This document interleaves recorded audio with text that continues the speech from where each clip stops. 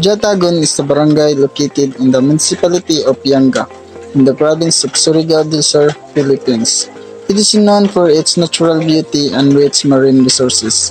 The barangay is situated near the coast, providing its residents with access to the beautiful waters of Biscuit Bay and the Yanga Bay.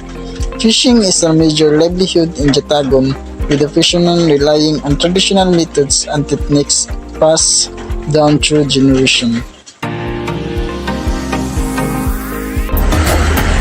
The waters surrounding Jatagon are teeming with a wide variety of fish species, from tuna and mackerel to snapper and barracuda. The abundance of marine life offers ample opportunities for a successful fishing expedition.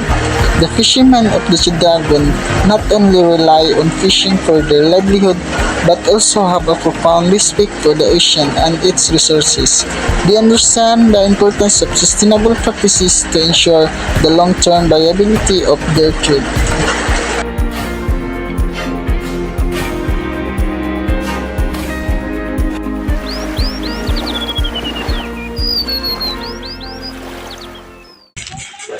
Unsa nagaana here ng gasugod sa pangisda ni Mokol? Bata ka, oy. 14 anyos pa. Sa kagol kang madto na kag managat ng isda. Unsa ka na orasa na mo magsugod niya? Unsa ba ka orasa na muli? Alas 2 ko na aga. Alas 9 sa bintang kumuli. Gani. Sa'yo nabantayan ni mo na kabaguhan sa inyong pagpangisda sa una O karon, o karon.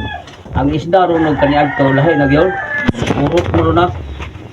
Kay sa una gud ang managat ila mi kabuok. Karon kay mag-arapal man sa laod na. Sa to pa nagpasabot na ang kalainan may kakulangon na sa kadaghanon sa isda wa. Isda nga makuha kasagaran. Mga lagaw, ay sige ba.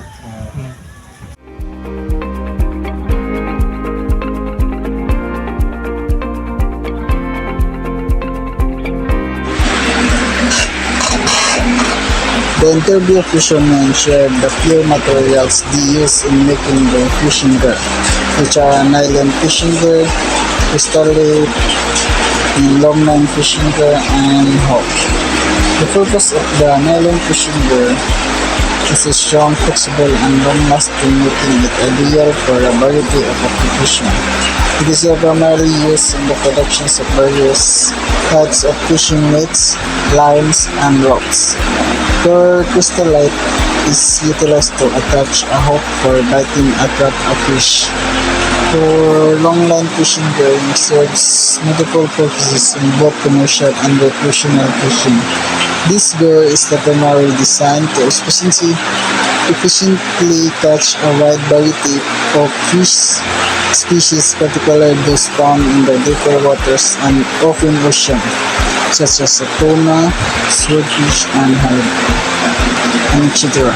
The gear consists of a long line with the numerous biting hooks attached at intervals, allowing it to cover extensive areas and increase catch rates.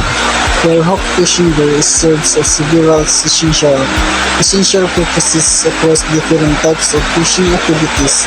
It is primarily used to catch fish by impaling them in mouth as they take the bite, making it a fundamental tool in both commercial and recreational fishing. For commercial fishing, hook fishing gear such as a long line and hook lines allow for the fishing capture of large quantities of fish, particularly in viable species like tuna, QD, and halibut, and etc. Recreational fishers use hooks in various forms such as a single hook, triple hooks, and artificial lures to catch fish for sports, leisure, and personal consumption.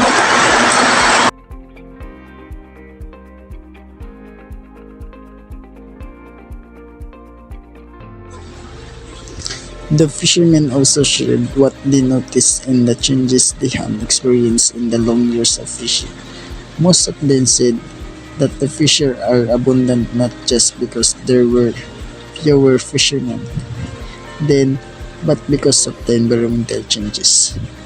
They all said that they felt a scarcity of fish nowadays, which seems like there are decline in fish stocks and their quantity.